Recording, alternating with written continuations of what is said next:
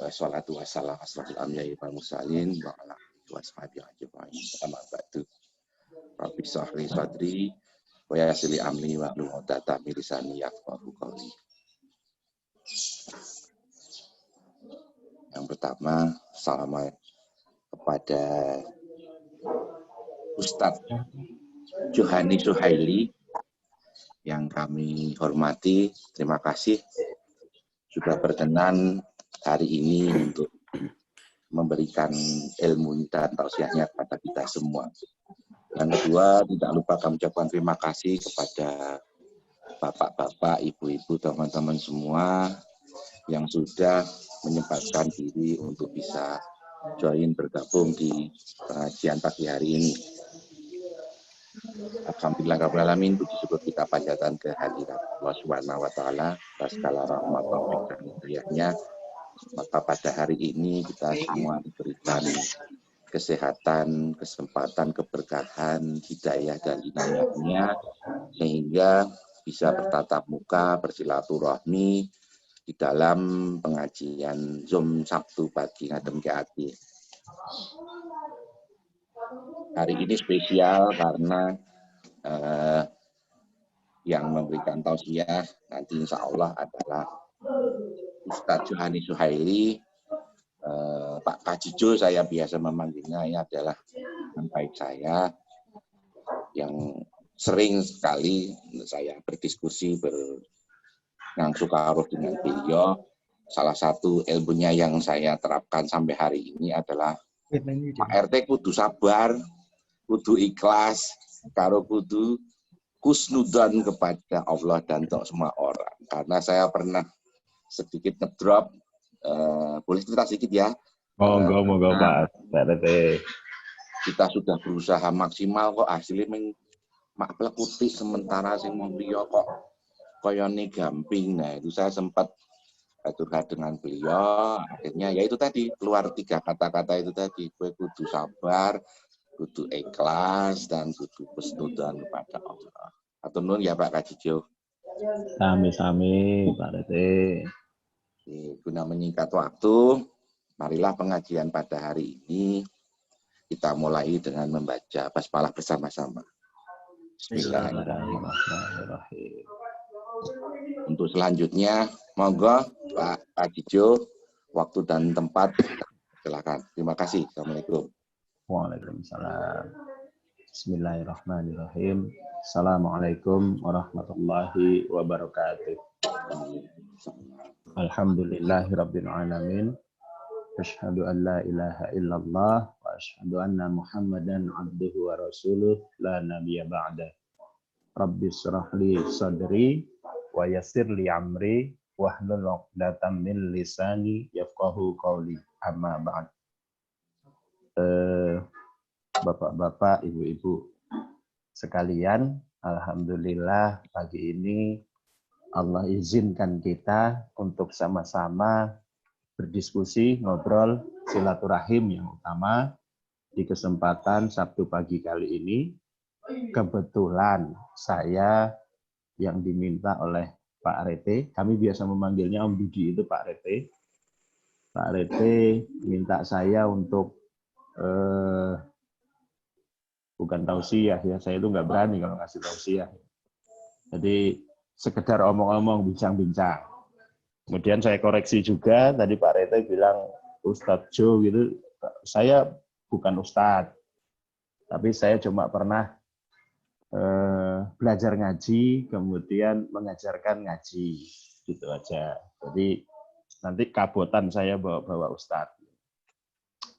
Baik Bapak Ibu sekalian, kesempatan pagi ini saya mau bercerita saja kaitan dengan topik atau judul yang sudah diminta oleh Pak RT, yaitu mensikapi peristiwa atau kejadian.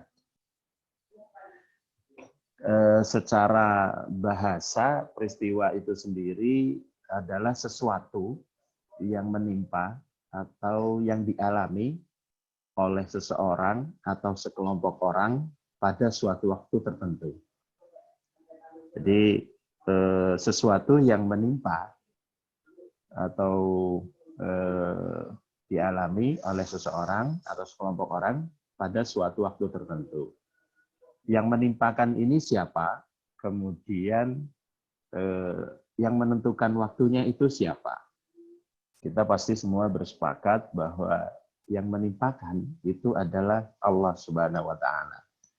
Kemudian yang menentukan waktunya juga adalah Allah Subhanahu wa taala. Karena kita tahu bahwa peristiwa ini atau kejadian ini adalah berimplikasi pada dua hal. Jadi setiap peristiwa ini yang baik dialami oleh seseorang ataupun sekelompok orang, ini ada dua implikasi peristiwa itu atau kejadian itu. Yang pertama adalah peristiwa atau kejadian yang baik atau yang menyenangkan, atau kemudian yang kedua adalah peristiwa atau kejadian tidak baik atau yang tidak menyenangkan, baik itu oleh sekelompok orang ataupun seseorang. Jadi ada dua implikasi dari peristiwa atau suatu kejadian itu. Yang satu adalah menyenangkan, kemudian yang satunya lagi adalah peristiwa atau kejadian yang tidak menyenangkan. Kalau peristiwa yang menyenangkan ini sedikit pembahasannya.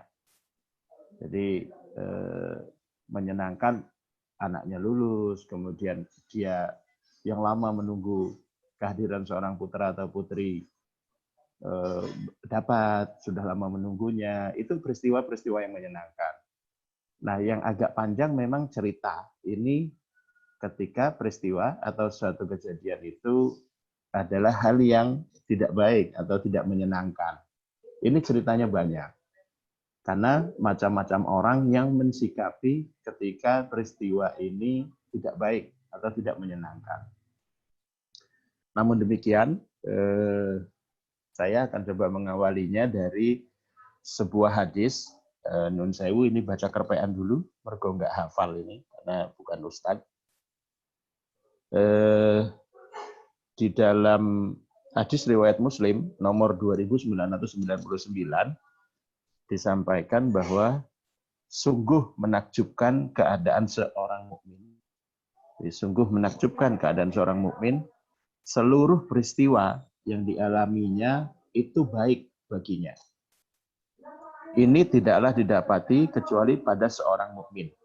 Jadi di luar orang mukmin ini tidak terlingkupi oleh hadis yang disampaikan oleh Muslim ini, hadis Rasulullah. Jika mendapatkan kesenangan, ia bersyukur dengannya. Jadi peristiwa yang menyenangkan, seorang mukmin itu pasti akan bersyukur dengannya. Kemudian jika ia mendapatkan kesusahan atau peristiwa yang tidak menyenangkan atau peristiwa yang tidak baik, maka bersabar ia dengannya. Itu pun merupakan kebaikan baginya. Nah, di sini saya akan coba menyampaikan dalam satu peristiwa itu ada dua hal. Yang satu tadi baik, kemudian yang kedua tidak baik atau menyenangkan dan tidak menyenangkan. Ketika menerima peristiwa yang menyenangkan, seorang mukmin pasti akan bersyukur ia dengannya. Ini sebagaimana Allah sampaikan di dalam Al-Quran, di dalam surat Ibrahim ayat 7, la in syakartum la azidannakum wa la in kafartum inna azabi lasyadid. Ketika engkau bersyukur, maka Allah akan menambahkan nikmatnya. Jadi bersyukur atas nikmat Allah, maka Allah menambahkan nikmat-nikmatnya. Namun ketika ia kufur atas nikmat Allah itu, maka sesungguhnya azab Allah sangatlah pedih. Jadi ketika seorang mukmin menerima atau mendapatkan peristiwa yang menyenangkan, maka ia bersyukur dengannya. Jadi ketika ia bersyukur, maka Allah akan terus menambahkan kenikmatan itu kepadanya. Kemudian peristiwa yang kedua yang dialami oleh seseorang atau sekelompok orang adalah peristiwa yang tidak menyenangkan. Yang tidak menyenangkan ini banyak sekali halnya. Dan ini pasti setiap orang akan mengalaminya. Dua peristiwa ini. Peristiwa menyenangkan dan peristiwa tidak menyenangkan. Di dalam untuk peristiwa tidak menyenangkan ini, sebagaimana hadis tadi, jadi ketika sesuatu itu, peristiwa itu tidak menyenangkan, bersabar ia dengannya. Maka itu pun kebaikan baginya. Bagaimana Allah sampaikan di dalam surat Az-Zumar, surat ke-39 ayat 10, hanya orang-orang yang bersabar yang Allah lipat gandakan pahalanya tanpa batas. Jadi ketika ia bersabar, maka Allah melipat gandakan pahalanya untuknya yang bersabar itu tanpa batas. Jadi ketika bersedekah saja ada kalkulasi lipatan-lipatan perkalian yang Allah berikan. 1 diganti 10, kemudian diganti dengan 70 kali lipatnya, kemudian dengan 700 kali lipatnya. Tapi satu ibadah yang dijalankan oleh seorang mukmin ketika bersabar ia dengan satu peristiwa yang Allah berikan kepadanya, maka Allah akan melipat gandakan pahala kesabarannya itu tanpa batas atau unlimited. Jadi beruntunglah orang-orang yang bersabar karena Allah melipat gandakan pahala untuknya tanpa batas. Jadi dua hal ini nanti yang akan mendorong kita menjadi satu motivasi bagi kita. Dengan bersyukur, maka Allah ketika kita mensikapi satu peristiwa atau kejadian, baik itu menimpa kita secara langsung ataupun tidak langsung, karena peristiwa ini kita bisa belajar darinya. Kita bisa belajar darinya tanpa harus kita mengalami sendiri peristiwa itu secara langsung. Jadi kita bisa mempelajarinya, mengambil hikmah, mengambil pelajaran dari peristiwa yang terjadi, baik oleh seseorang maupun oleh sekelompok orang. Kita bisa mengambil hikmahnya, mengambil pelajaran darinya. Bapak Ibu yang dirahmati Allah Subhanahu wa taala, dari kedua hal yang implikasi dari suatu peristiwa tadi, yang menyenangkan dan yang tidak menyenangkan, dua-duanya adalah merupakan kebaikan bagi seorang mukmin. Ini mendasarkan pada hadis Rasulullah yang diriwayatkan oleh Muslim. Kemudian Allah juga menegaskan di dalam surat Al-Baqarah ayat 45 dan ayat 155, ini senada terjemahannya, memohonlah kamu kepada Allah dengan sabar dan sholat. Wasta'inu bisabri wassalah. Jadi begitu menekankannya sabar, karena sabar ini adalah sesuatu yang sangat gampang kita ucapkan, tapi kita menjalaninya atau kita melakukannya tidak sesederhana apa yang kita ucapkan. Jadi misalnya sebagai salah satu contoh,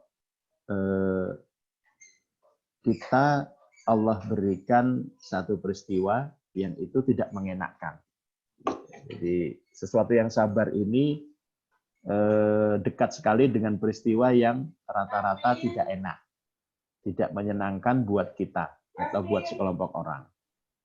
Jadi kita dikasih musibah, kebetulan lagi sedang usahanya jatuh, kemudian tagihannya bertubi-tubi, kemudian yang harus dibayar anaknya juga minta bayar sekolah. Nah, ini bertubi-tubi buat kita. Ini hal yang tidak menyenangkan, jadi tidak mengenakan. Apa yang Rasulullah sampaikan untuk menghadapi itu, bersabar. Jadi bersabar, karena bersabar itu akan menjadi satu kebaikan buatnya. Kemudian Allah juga menegaskan, memohonlah kamu dengan salat dan sabar. Dengan sabar dan salat. Jadi itu yang kita diajarkan oleh Rasulullah Sallallahu Alaihi Wasallam terkait mensikapi peristiwa. Jadi ketika saya ngaji, waktu saya sempat ngaji dengan Pak Ustadz Wibi, kalau Pak Ustadz Wibi itu Ustadz beneran kalau itu. Nah, ketika saya ngaji dengan beliau, jadi ketika satu peristiwa atau kejadian yang tidak mengenakan terjadi pada kita, apa langkah yang pertama harus kita lakukan? Saya diajarkan untuk menerima dulu kejadian itu. Kenapa harus menerima? Karena kejadian itu pasti Allah yang menimpakan. Jadi Allah yang menimpakan kejadian itu. Atau kejadian itu atas izin Allah terjadi pada kita. Nah, ketika kita menerima, berarti setidaknya kita sudah berhusnuzon pada Allah. Bahwa kejadian itu karena Allah yang menimpakan, pasti akhirannya baik buat kita. Jadi itulah kenapa kita perlu berhusnuzon kepada Allah atas semua peristiwa yang Allah berikan kepada kita. Jadi peristiwa ini tidak semuanya enak, tapi juga peristiwa ini banyak tidak enaknya. Itulah perjalanan hidup yang harus kita lakoni. Jadi hal pertama yang harus kita lakukan adalah menerima kejadian apapun bentuknya yang kita alami atau yang Allah berikan, Allah timpakan kepada kita. Jadi terima kejadian karena hal itu Allah yang memberikan sehingga pasti baik buat kita. Di dalam surat Al-Baqarah ayat 286, jadi Allah tidak akan menimpakan satu peristiwa, satu kejadian di luar batas kemampuan kita sebagai makhluknya Allah. Jadi itu terukur. Jadi sangat disarankan sekali ketika kita menerima atau mengalami peristiwa, terima dulu itu sebagai bentuk ketakwaan kita kepada Allah, bahwa peristiwa itu terjadi hanya karena atas izin Allah semata. Jadi apapun bentuknya, apakah peristiwa itu senang atau tidak menyenangkan, itu pasti Allah yang memberikannya pada kita. Pasti Allah punya maksud, pasti Allah punya tujuan. Itu husnuzonnya kita kepada Allah Subhanahu wa taala.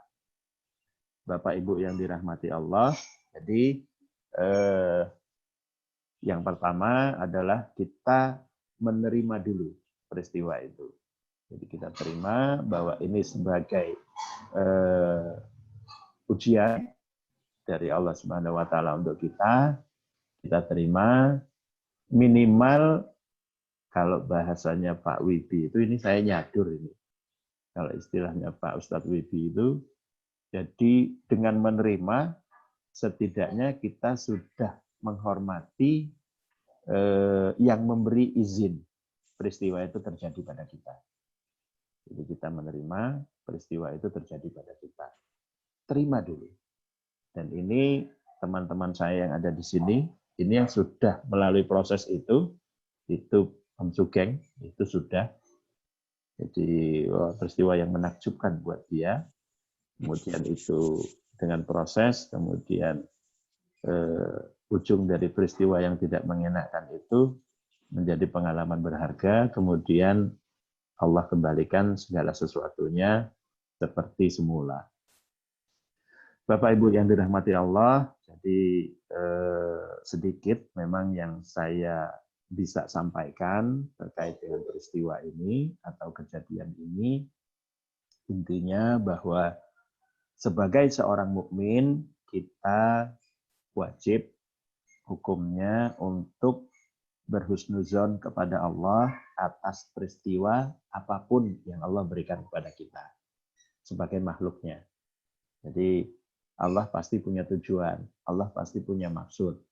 Ketika Allah yang punya tujuan dan Allah yang punya maksud, pasti tujuan dan maksudnya itu baik. Pasti, ini bukan mungkin lagi, tapi pasti.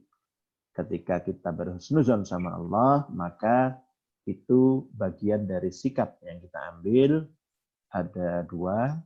Yang pertama, bersyukur kita kepada Allah. Kemudian yang kedua, sabar kita kepada Allah atas peristiwa atau kejadian yang Allah berikan kepada kita. Bapak Ibu yang dirahmati Allah, sedikit saja yang bisa saya sampaikan, dan mudah-mudahan ini menjadi pelajaran terutama buat saya secara langsung, yang alhamdulillah sedang juga belajar bersama kawan-kawan terkait dengan mensikapi peristiwa atau kejadian ini. Sekedar tambahan sedikit, ketika seorang mukmin sudah bisa menerima peristiwa atau kejadian yang Allah berikan padanya, dan kemudian ia berhusnuzon, ada tahapan selanjutnya terkait dengan menerima kejadian ini, yaitu ia butuh seseorang ketika sudah melewati fase yang pertama tadi menerima, dia butuh peristiwa, butuh kejadian agar itu mendorongnya semakin dekat kepada Allah Subhanahu wa taala. Tapi yang pertama, kita mencoba dulu melatih, partner latihan kita sebetulnya tidak perlu jauh-jauh. Kalau kita mau berlatih sabar, itu di dalam rumah kita sendiri banyak partner kita. Ada istri kita, ada suami kita, ada anak-anak kita. Itu partner terbaik kita dalam kita melatih kesabaran. Mudah-mudahan kita selalu diingatkan Allah Subhanahu wa taala bahwa hanya orang-orang yang bersabar yang Allah lipat gandakan pahalanya tanpa batas. Jadi kalau sesuatu yang unlimited ini, hampir semua nafs, hampir semua manusia ini akan senang menerimanya ketika mendapatkan sesuatu yang tanpa batas. Mudah-mudahan di kesempatan pagi ini dengan silaturahimnya kita ini, kemudian Allah izinkan kita termasuk hamba-hambanya yang beroleh sedikit kenikmatan dari mampunya kita mensyukuri apa yang Allah berikan, berupa kesenangan-kesenangan yang sudah kita terima selama ini, meskipun kita tidak memintanya, tapi Allah memberikannya. Salah satunya adalah oksigen yang kita nikmati setiap harinya. Teringat minggu yang lalu Pak Bonici menyampaikan kalau dihitung-hitung butuh berapa miliar sampai dengan sekarang kita harus membayar kepada Allah atas oksigen yang diberikan Allah gratis tanpa kita minta. Kemudian yang kedua, mudah-mudahan Allah mengizinkan kita menjadi orang-orang mukmin yang sabar menghadapi peristiwa yang Allah berikan. Demikian Bapak Ibu sekalian, sedikit yang bisa saya sampaikan. Sekali lagi, mohon maaf, saya bukan ustadz, saya cuma teman ngobrolnya kawan-kawan di teknik sipil, alumni teknik sipil. Ada Pak Rete, ada Pak Maman, ada Pak Agus, ada Pak Sugeng, ada Mas Tony, kemudian ada Mas banyaklah, ada beberapa lagi ini yang terlibat di sini, termasuk mbak-mbaknya, ada Mbak Nunung, ada siapa lagi. Saya rasa itu Pak Rete, Pak Eko yang bisa saya sampaikan sedikit saja. Mudah-mudahan ini menjadi pelecut buat saya secara pribadi untuk semakin meningkatkan ketakwaan kita kepada Allah Subhanahu wa taala. Kurang lebihnya saya kembalikan kepada Pak Dudi atau Pak Eko. Saya mohon maaf yang sebesar-besarnya jika ada kebenaran, kebaikan semata atas Allah semuanya. Jika ada kekurangan, kekhilafan itu kedhaifan saya semata. Kurang lebihnya mohon maaf. Billahi taufiq wal hidayah. Assalamualaikum warahmatullahi wabarakatuh. Waalaikumsalam. Ini ada sesi tanya jawab ya, Pak Kadijo. Gimana Pak Didi? Ada sesi tanya jawab seperti biasa toh. Ya, siap. Insyaallah. Sebelum sesi tanya jawab, satu hal lagi yang harus kita syukuri. Kalau kemarin kita tembus di atas 50, hari ini pun juga tembus 50. Storing gunamu Pak RT? Storing ya? Muni ya? Nah, wes sampai. Oke. Kalau Sabtu kemarin kita tembus di atas 50, alhamdulillah hari ini juga tembus 51. Hal yang harus disyukuri, pertama kita tampil itu hanya berapa ya? 20-an. Alhamdulillah lah. Kalau berkembang menjadi semakin banyak yang beli. Monggo sesi pagi hari ini kita buka dengan 1-2 pertanyaan dulu. Monggo silakan kalau ada yang mau bertanya. Bu Wisnu biasanya boleh, nomor 1. Ya, monggo. Ya, assalamualaikum Pak. Waalaikumsalam Ibu. Waalaikumsalam. Ya Pak, saya tertarik dengan ayat 286 Al-Baqarah 286. Ayat la yukallifullahu nafsan illa wus'aha laha ma kasabat wa 'alaiha ma kasabat. Nah, doanya juga Rabbana la tu'akhidna in nasina aw akhtana. Rabbana wa la tahmil 'alaina isran kama hamaltahu 'alal ladzina min qablina. Rabbana wa la tuhammilna ma la taqata lana bih wa'fu 'anna waghfir lana warhamna anta maulana fansurna 'alal qaumil kafirin. Ini mungkin saya belum pernah mendengar, mungkin ada bisa sharing asbabul nuzul ataupun mungkin sejarahnya para pendahulu sehingga doa ini sangat kuat sepertinya ya Pak Jo ya. Mungkin itu aja pertanyaan saya Ustaz.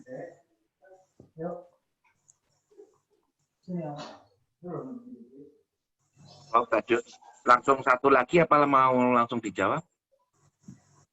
Halo. Ye. Langsung mau dijawab apa satu lagi? Langsung dijawab saja. Langsung dijawab aja dulu. Oh iya, monggo. Tadi agak terputus. Saya kurang begitu menangkap tadi pertanyaannya Ibu. Iya, mungkin asbabun. Mungkin bisa sharing sebelumnya apa itu asbabun nuzulnya, kemudian dari sejarah para pendahulu sehingga doa yang berat ini kita panjatkan kepada Allah. Kemudian hikmahnya untuk kita, karena kan ini selalu saya baca juga nih. Jangan bebankan beban yang berat kepada kami yang kami tidak bisa memikulnya. Kemudian apa-apa yang lupa kepada kami. Ini seperti apa yang hikmahnya? Baik Ibu. Jadi saya sempat dengarkan pengajiannya Gus Baha, itu salah satu idolanya teman saya Pak Kaji Maman dan Pak Sugeng. Jadi beliau menjelaskan di situ terkait dengan Al-Baqarah 286 ini. Jadi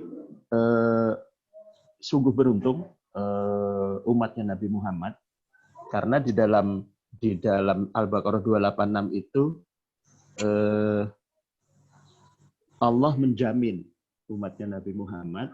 Jadi di dalam doanya itu, ya Tuhan kami, janganlah Engkau hukum kami jika kami lupa atau kami melakukan kesalahan. Jadi di situ Allah menjamin bahwa umatnya Nabi Muhammad, yang ini hikmahnya umat Nabi Muhammad yang terlupa atau melakukan kesalahan dalam satu kegiatan atau satu tindakan, itu Allah mengampuni. Jadi Allah sudah mengampuninya.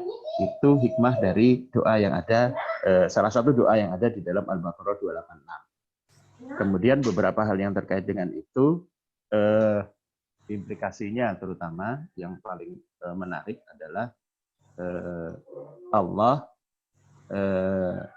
tidak akan membebani kita dengan sesuatu yang di luar batas kemampuan kita. Jadi memang ini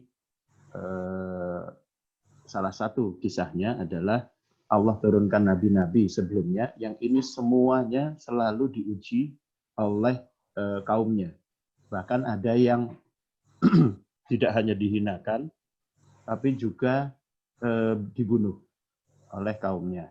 Ini Allah sampaikan kepada Nabi Muhammad Rasulullah SAW bahwa peristiwa-peristiwa yang dialami oleh Nabi Muhammad SAW itu sudah dialami oleh nabi-nabi sebelum beliau, yang dilakukan oleh kaumnya. Tidak hanya penghinaan, tapi juga sampai dengan pembunuhan yang dilakukan oleh kaumnya. Sedikit itu Ibu yang bisa saya sampaikan terkait dengan pertanyaan Ibu. Monggo Pak Rete. Syukran. Terima kasih. Monggo. Matur nuwun Ibu. Yang ada pertanyaan berikutnya silakan. Jombang, halo, mau bertanya? Boleh. Om Kun, Pak Kaji Maman. Assalamualaikum Om Tan. Ya Om Rudi. Ya, Om Ineng, monggo. Assalamualaikum warahmatullahi wabarakatuh. Waalaikumsalam. Enggak, saya edit. Pak John. Pak Johanis, Assalamualaikum. Ini Pak Johanis terkait dengan ayat Al-Baqarah 155. Wahai orang yang beriman, jadikanlah sabar dan sholat sebagai penolongmu. Nah, saya ingin menanyakan posisi, jadi yang menolong kan sabar dan sholat. Terus posisi ikhtiar di mana ya, Pak Jo? Mohon ditambahkan posisi kita kalau kita ini ada masalah. Nah, sabar, sholat. Terus posisi ikhtiarnya itu di mana?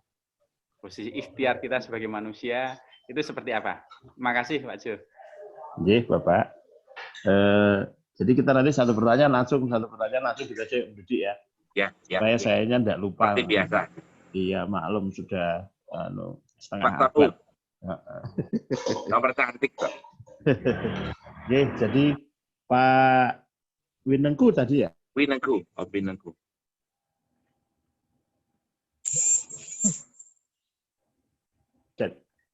Nggih. Halo? Iya Pak, nggih Winengku Pak. Oh nggih, Pak Winengku. Ya, jadi sabarnya di sini, jadi kan tadi posisinya ikhtiar itu ada di mana ketika Allah perintahkan kita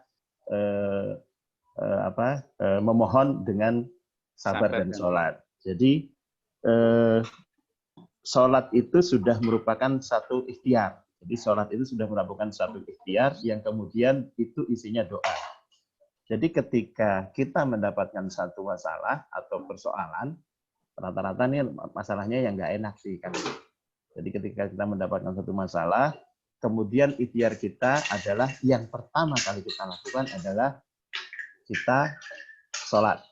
Kita sholat. Rasulullah dalam banyak hadis, dalam banyak cerita disampaikan, Rasulullah ketika menghadapi masalah apapun itu, kemudian Rasulullah melakukan sholat. Jadi Rasulullah sholat. Nah, salah satu ikhtiar utama yang dilakukan oleh Rasulullah adalah sholat. Di sholat itu kemudian Rasulullah memohon. Kemudian ia bersabar. Bersabar atas ikhtiar sholat. Kemudian ada ikhtiar-ikhtiar lain yang dilakukan. Itu sebagai bagian dari implikasi. Cuman penegasannya adalah yang utama dilakukan adalah ikhtiarnya sholat. Jadi sebagai contoh begini. Ketika kita nih punya utang, karena hampir nggak semua sih mungkin ya, hampir setiap kita ini pernah atau sampai sekarang pun masih punya hutang. Ketika hutang itu sudah hampir jatuh tempo nih, katakan misalnya besok pagi ini harus sudah dibayar nih karena udah ditagih. Kalau misalnya tidak dibayar maka seluruh konsekuensi bisa terjadi apa ini itu segala macam. Nah, itu yang teringat oleh kita. Ikhtiar pertama kita adalah itu kita cek dulu phonebooknya handphone kita. Ini sopo koncoku kira-kira sing iso tak jaluk itulung nggo nutupi tagihan sing sesuk bakalan ditagih. Itu ikhtiarnya dia. Itu ikhtiarnya. Kebanyakan. Jadi kalau Rasulullah mencontohkannya tidak dengan begitu. Tapi ketika masalah itu datang atau persoalan itu datang kepada Rasulullah, maka Rasulullah melakukannya dengan ikhtiar sholat terlebih dahulu. Jadi sholat dulu, kemudian lapor dulu kepada Allah, mohon dulu kepada Allah, kemudian sabar menunggu jawaban Allah. Itu yang diajarkan di sana. Jadi posisinya ikhtiar itu ada di dalam kedua hal, baik di sabar maupun di sholatnya itu sendiri. Kira-kira begitu Pak Winku sedikit yang bisa saya sampaikan terkait dengan posisinya ikhtiar itu sendiri di dalam Al-Baqarah 45 atau 153, Al-Baqarah 155 yang disebutkan yang tadi saya sampaikan. Kira-kira begitu Pak Winku, karena waktunya maaf.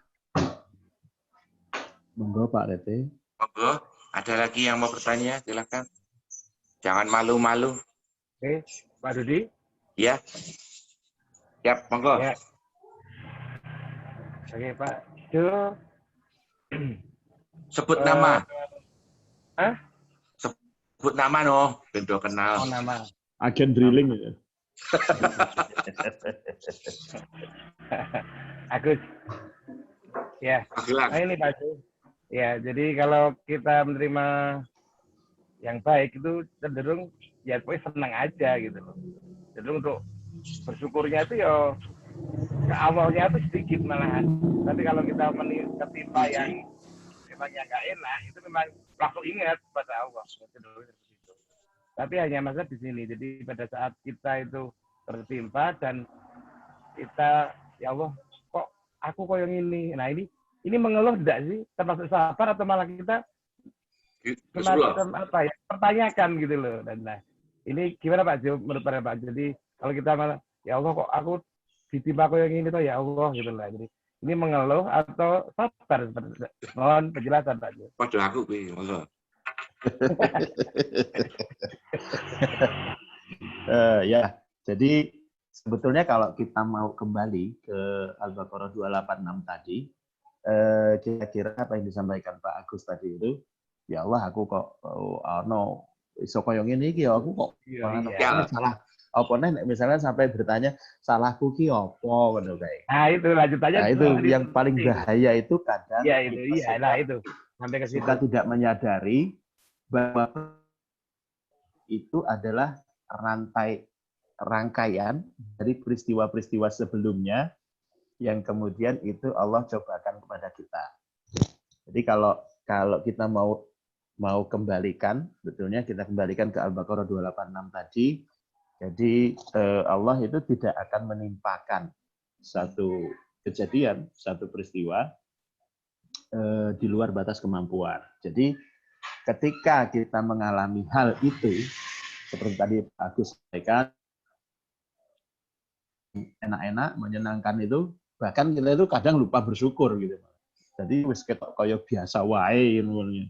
Wis ngene iki wis ancen jatahku, wis ujungnya aku untuk sing seneng-seneng ini. Nah, itu kadang kita malah lupa bersyukur gitu. Padahal anjurannya atau yang disampaikan oleh Allah di dalam surat Ibrahim tadi, jadi bersyukur. Kalau kita bersyukur, kemudian Allah tambah lagi nikmatnya.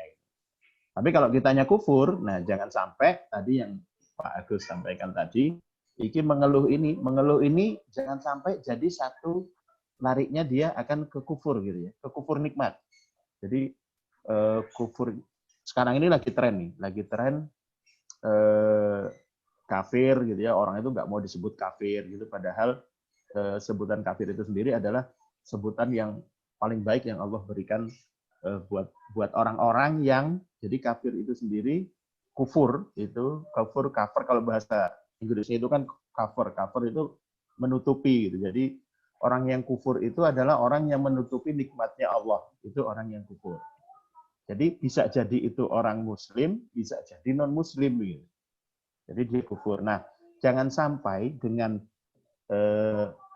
dalam tanda petik kita tadi mengatakan seperti Pak Agus bilang mengeluh tadi itu. Jadi kalau yang Pak Agus sampaikan tadi itu, saya menilainya sebagai bagian yang cenderung pada mengeluh. Jadi ketika orang yang bersabar itu, dia akan tetap berhusnuzon kepada Allah. Dengan dasar tadi Al-Baqarah 286. Jadi baiknya memang kita kembalikan ketika kita mengalami suatu peristiwa, terima itu sebagai kejadian yang Allah izinkan, dan kemudian kita berhusnuzon pada Allah bahwa kita pasti mampu mengatasinya karena Allah tidak akan membebani kita di luar batas kemampuan kita sendiri. Jadi kira-kira begitu Pak Agus. Jadi kalau tadi yang jenengan tanyakan itu menurut saya lebih cenderung ke arah mengeluh gitu. Mengeluh ini hati-hati karena kalau terus-terusan mengeluh itu nanti akan melemparkan kita pada tidak pada kesabaran, tapi justru melemparkan kita pada kekufuran atas nikmat-nikmat yang Allah berikan kepada kita. Begitu Pak Agus, Pak Tete, monggo. Monggo, yang berikutnya. Menambahkan Pak Jo. Siap Bapak. Ngobinang. Mungkin kalau saya memberikan istilah yang disampaikan Gus Tri yang briling tadi, itu begini. Aduh, hilang, saya nggak dengar. Mungkin begini, duh Gusti Allah, kok ono kedadian koyo ngene to ning awakku. Itu mungkin jawabannya begini. Saya nggak dengar ya Pak Winenggu. Oh. Saya dengar. Nanti kalau yang dengar mohon saya diinformasi ya. Ya. Mungkin jawabannya gini, kalau loh kok duh Gusti Allah kok koyo ngene to kedadiane, mungkin jawabannya gini. Ben kue tambah pinter gitu mungkin. Jadi mungkin masalah itu biar kita tambah pinter. Mungkin jawabannya begitu, karena di ayat di Al-Baqarah ayat terakhir itu kan Allah tidak akan menimpakan masalah melebihi kemampuan. Berarti artinya ben tambah pinter iso ngerampungi masalah. Gitu. Mungkin ditambahnya gitu. Jadi monggo Om Dudi, matur nuwun. Saya menyimpulkan urung ngalami sing Al-Baqarah 286 iki durung muda kelas Om. Jadi kabeh mesti tahu diuji kan. Mosok urip arep lurus-lurus terus dalan ning nganggo menggok kan istilahnya seperti itu. Begitu nggih kira-kira ya. Sementara Pak Jo baru live nanti mau masuk lagi anune apa sinyalip rada sampun. Sudah gabung lagi. Halo? Sampun. Om Ustaz? Sudah ya. Oke, ada lagi monggo yang mau bertanya. Assalamualaikum Kota Gede. Parman mau bertanya, Man? Mbak Ridi, Solo. Halo. Waalaikumsalam. Monggo Om Tan. Ya, Assalamualaikum warahmatullahi wabarakatuh, Pak Ustaz. Waalaikumsalam. Waalaikumsalam. Ya, perkenalkan saya Ton Martono, temannya Mas Dudi di SMP 9. Menarik sekali penjelasan dari Bapak tadi kaitannya dengan masalah setiap kita mendapatkan musibah atau masalah, Rasulullah tadi kan langsung sholat itu ya. Nah, yang ingin saya tanyakan, sholat itu yang macam apa, berapa rakaat, kemudian waktunya kapan, kemudian juga doanya apa, gitu ya, biar cepat dikabulkan, itu maksudnya. Itu saja Pak Ustadz. Assalamualaikum.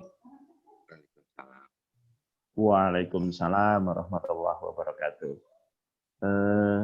Secara spesifik tidak disebutkan di situ sholatnya apa, dan kemudian waktunya kapan. Namun demikian dalam banyak kisah, dalam banyak cerita disebutkan atau yang sering kita dengar ketika kita menghadapi satu masalah, kemudian kita diajarkan untuk sholat sunnah hajat. Jadi kita menyampaikan hajat kita apa, kemudian doanya sesuai dengan kepentingan atau keinginan yang kita harapkan Allah mengabulkannya, dan sholatnya 2 rakaat, bisa lebih dari beberapa kali salam.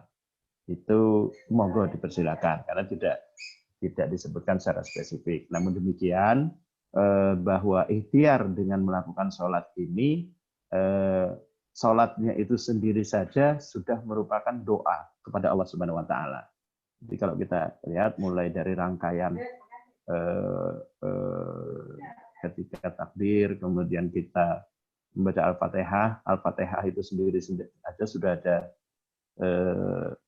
ada tiga peristiwa di sana.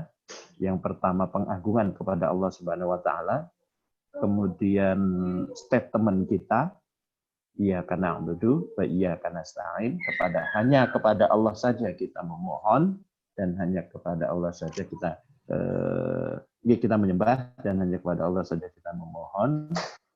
Kemudian peristiwa yang ketiga di dalam Al-Fatihah adalah permohonannya itu sendiri. Jadi untuk waktunya bisa kapan saja, karena salat hajat ini salat yang tidak terbatas waktu. Kemudian bisa dengan 1 kali salam 2 rakaat, bisa dengan beberapa kali salam dengan 2 rakaat. Kemudian doanya disesuaikan dengan kebutuhan atau kegelisahan kita pada saat kita mendatangi Allah Subhanahu wa taala. Karena ada juga yang menyampaikan, nah ini kita juga harus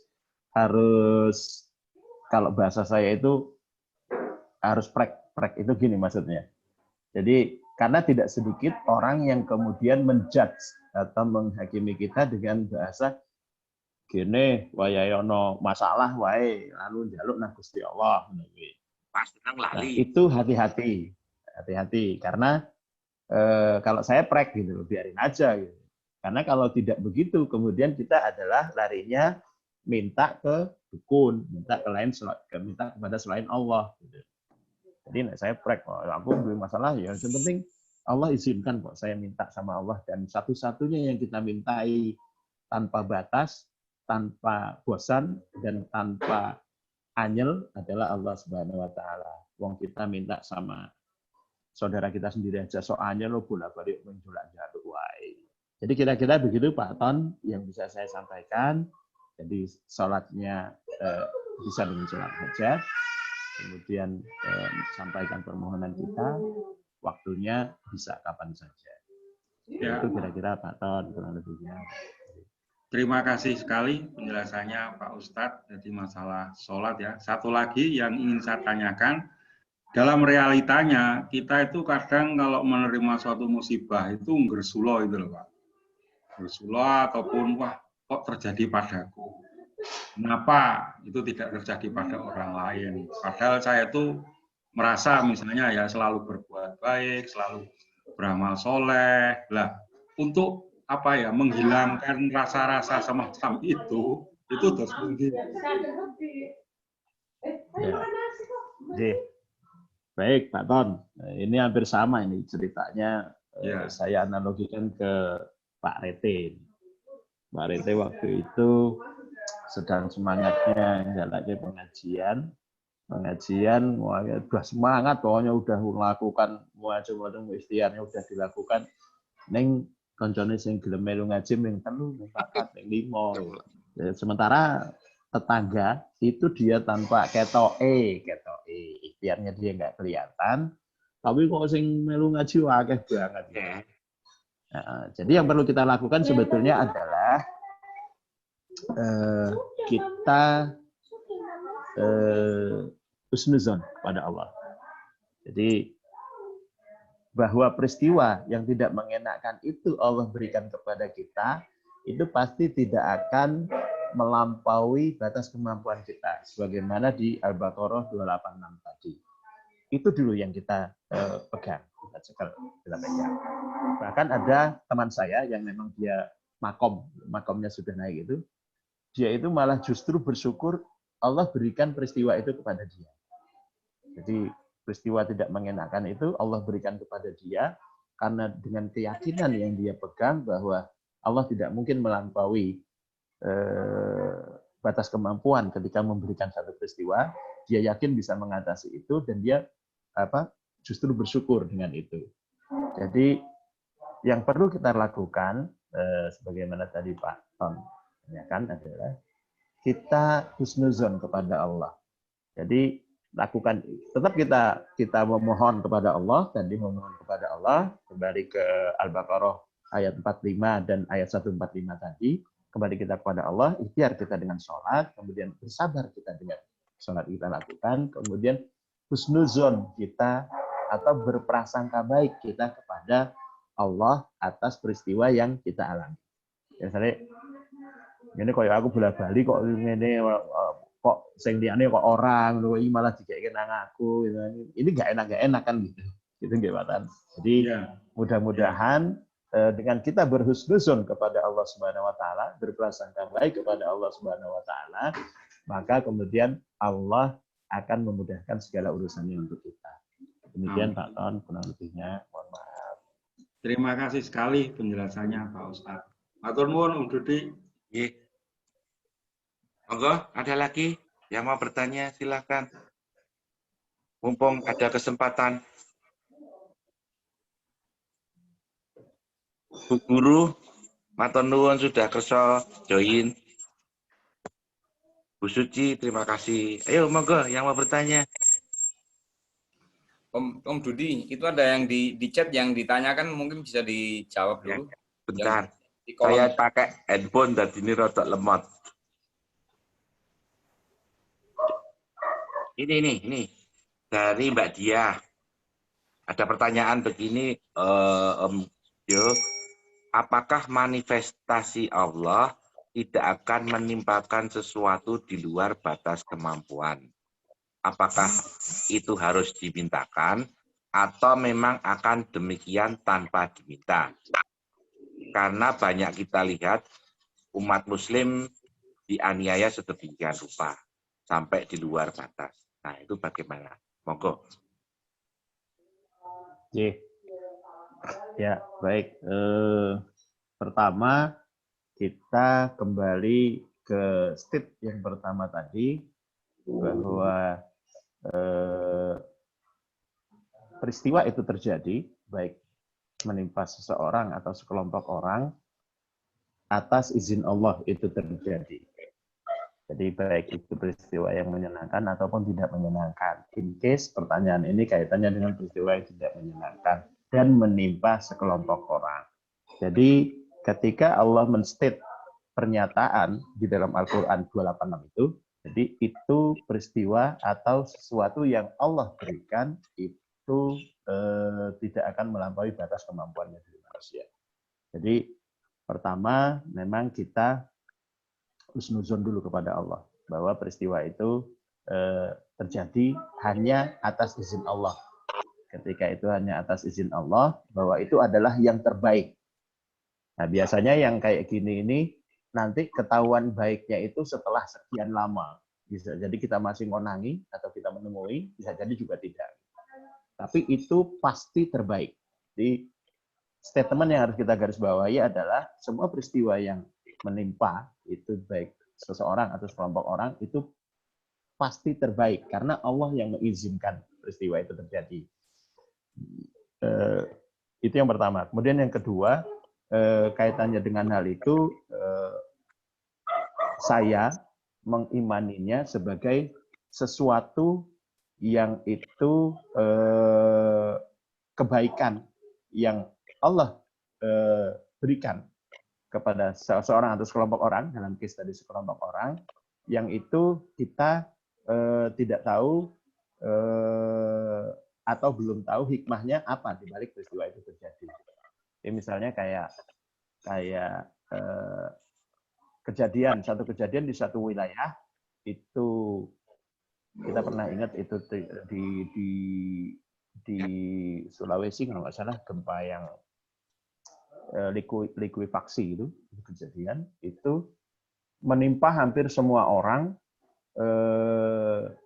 di wilayah itu, yang itu di sana juga banyak orang baiknya, tapi ternyata di sana juga didapati ada orang tidak baiknya.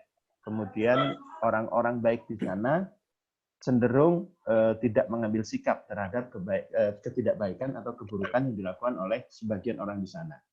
Jadi ketika peristiwa atau sesuatu ini terjadi, ketika Allah izinkan, bisa jadi itu menimpa tidak hanya orang yang melakukan atau berlaku tidak baik, tapi sekelompok orang yang ada di sana. Itu demikian. Jadi manifestasinya adalah bahwa Al-Baqarah 286 itu pasti, sesuatu yang pasti bahwa Allah menimpakan itu, Allah memberikan itu sesuai dengan batas kemampuan kita. Jadi itu yang bisa saya sampaikan terkait dengan pertanyaan tadi. Begitu Pak Rete. Terima kasih. Satu pertanyaan lagi ya Pak Jo, monggo. J, siap. Om Kun, mau bertanya? Om, itu yang di kolom chat masih ada yang nanya itu dari Bentar. Mbak Afifah itu. Oke. Mungkin bisa dibacakan. Oke. Dure ya? Godek saya ini hilang ini tadi karena terputus tadi. Mohon maaf, nggak kelihatan. Jadi. Ini ada pertanyaan dari Mbak Afifah. Wujudnya sabar dalam perilaku itu apa saja? Batasnya dengan usaha dan tidak berusaha untuk merubah. Nah, sip. Gitu pertanyaannya. Wujudnya sabar dalam perilaku. Ya. Jadi wujudnya sabar dalam perilaku. Sabar dalam perilaku ini kalau saya menerjemahkannya, jadi kita menerima sikap kita, ya, sikap kita menerima peristiwa atau kejadian yang baik itu kita alami sendiri atau sekelompok orang atau keluarga kita alami. Jadi wujudnya adalah kita menerima dulu, kita menerima peristiwa baik itu dan buruk ya. Ini ya baik dan buruk itu kita terima dulu karena itu terjadi atas izin Allah. Jadi tidak mungkin itu terjadi tanpa izin Allah. Ketika Allah yang maha baik yang mengizinkan peristiwa itu terjadi, maka itu pasti kebaikan buat kita. Ini yang saya imani. Jadi perilaku kita itu kita menerima, kemudian kita berprasangka baik kepada Allah. Begitu Pak Dudi terjemahannya saya. Jadi kesimpulannya itu semua tidak kebetulan ya Pak Haji ya? Tidak kebetulan. ada yang kebetulan. Umpamanya, jadi itu atas izin Allah semua. Atas izin Allah semuanya ya. Kan jujur nek pas seneng kita kadang ya sok lali, nek pas baru diuji lali. Lendongo nganti nangis-nangis kan seperti itu toh. Manusiawi ya itu ya. Betul. Manusiawi. Karena seperti yang pernah jenengan bilang itu, aku kok ketulo-tulo itu ndak boleh grendengan, ndak boleh Rasulullah. Tapi begitu apa ya pertolongan Allah itu datang, ternyata di hati itu paces gitu loh rasanya. Oke, satu lagi ya, monggo kalau ada yang mau bertanya silahkan. Man, kamu mau tanya nggak Man? Maman biasanya sesinya engko deh. Sesinya engko nih, Maman Sugeng sesinya engko. Oke, siapa ini? Om Rudi. Ya. Halo, Assalamualaikum. Waalaikumsalam. Oh, Pak Kaji. Oh, monggo. Ya, nderek tanglet Pak Ustaz. Waalaikumsalam Pak Haji. Nah, ini untuk kan kita kadang membandingkan dengan orang lain supaya kita bersyukur, atau juga indikatornya bersabar itu karena ada pembandingnya.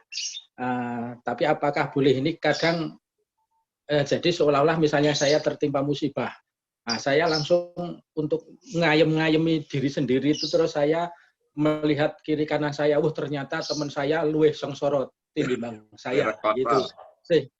Sehingga saya ayem ataupun merasa bahagia lebih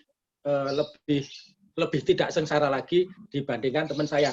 Tapi di sini kok jadi seolah-olah kok saya seneng, kok teman saya sengsara kok malah jadi saya yang seneng kayak gitu itu. Sebenarnya ini hanya untuk ayem-ayem saya, tapi seolah-olah kok kancaku luwih sengsara tapi kok saya malah seneng gitu. Tapi ini sebenarnya untuk hati saya sendiri gitu. Padahal menurut saya kok kena musibah, kok teman saya lebih kena musibah lagi, sehingga saya bisa bersyukur. Nah, sikap saya seperti ini kok seolah-olah saya nyinyiri orang yang lebih sengsara daripada saya hanya untuk kebahagiaan saya sendiri. Tapi kalau nggak kayak gitu ya saya nggak bisa bersyukur. Kalau saya ngelihatnya ke atas terus, nah saya nggak bersyukur. Nah, kayak gini gimana Pak Ustaz? Jadi kok cara bersyukur saya kok seolah-olah yang senang lihat orang sengsara itu, seolah-olah gitu, padahal hanya untuk diri saya sendiri supaya saya bisa bersyukur. Gitu gimana Pak Ustaz? Sikap seperti itu.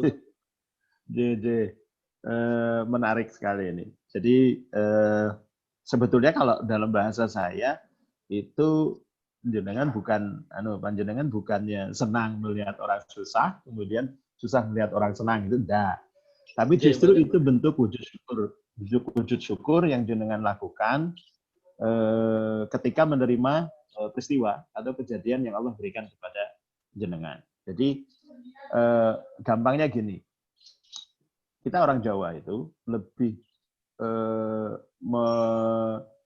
mengaplikasikan rasa syukur kita kepada Allah itu lebih banyak orang Jawa. Jadi misalnya ketika kita terjatuh, kemudian kita terluka, untung dengkulku sing luka.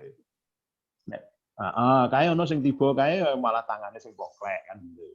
Jadi itu bentuk-bentuk implementasi rasa syukur kita kepada Allah dengan kita menerjemahkannya begitu.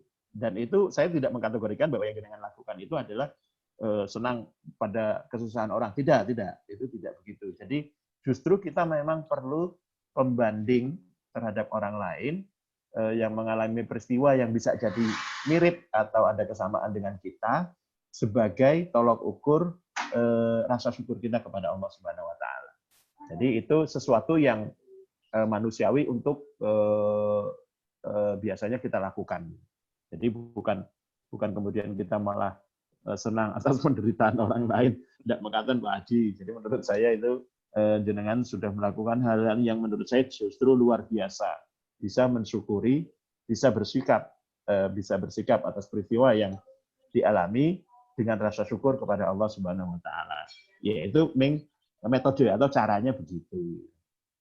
Saya rasa begitu Pak Haji. Matur nuwun. Matur nuwun Pak Haji. Ini sudah jam berapa Om? 6.40. 6.40. Masih bisa lagi? Apa cukup Pak Kaji? Monggo. Satu lagi boleh? Oke. Monggo. Masih dibuka satu lagi sebelum tutup toko ini. Om Samrani, tidak bertanya?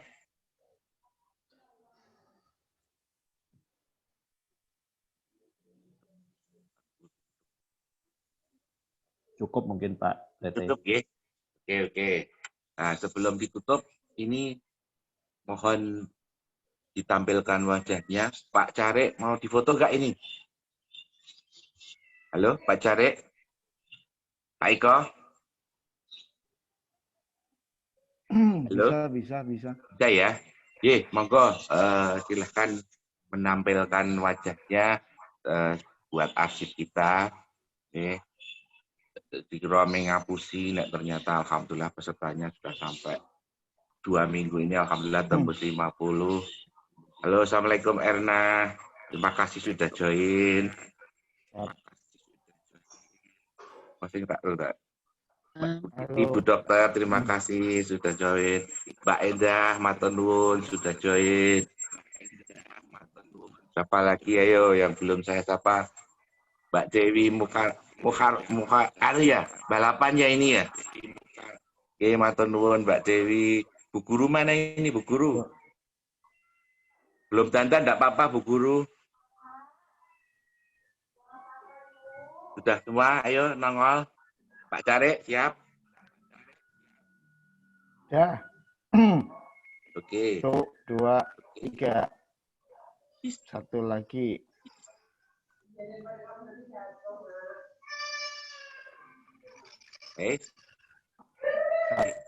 Oke, sudah. Oke, terima kasih. Alhamdulillah. Nanti sebelum ditutup, saya ucapkan terima kasih banyak kepada Bapak Ibu semua, teman-teman semua yang sudah berkenan join di Sabtu pagi. Jangan lupa besok hari Sabtu, setiap hari Sabtu jamnya jam 5.30. Insya Allah kita kembali hadir untuk mengadakan pengajian Zoom Sabtu pagi. Nah, ini ada sedikit pesan dari sponsor. Alhamdulillah acara ini bisa hadir di sosial media berkat bantuan teman-teman dari Paseduluran 89 dan juga Rumah Yatim Du'afa Adem Kiati. Mungkin ada yang apa ya istilahnya, terketuk kayak, ternyata rumah yatim duafa yang dari Kota Gede hari ini mereka juga ikut join, tapi karena ada program setiap habis asar dan subuh itu mereka ngaji dengan Pak Guru, Pak Daris. Assalamualaikum Pak Daris. Kalau dengan nyimak, alhamdulillah di sana sudah ada 5 orang anak-anak titipan dari Allah yang belajar dan menjadi santri di Ngadem PAD. Mungkin kalau nanti ada yang terketuk hatinya bisa japri ke saya, Ji. Itu saja. Monggo, saya minta doanya nanti Pak Ustadz Jo, nggih, sebelum diakhiri. Monggo, silakan Pak Ustadz. Oke, baik Pak Rete. Alhamdulillah, Bapak Ibu sekalian. Sebelumnya saya atas nama pribadi mohon maaf yang sebesar-besarnya atas apa yang sudah saya sampaikan. Mudah-mudahan itu ada kebaikan dan kebenaran itu hanya dari Allah Subhanahu wa taala. Jika ada kekeliruan yang apa yang saya sampaikan semata karena kedoifan saya mohon maaf yang sebesar-besarnya. Mari kita akhiri silaturahim kita ini dengan membaca Al-Fatihah. Al-Fatihah.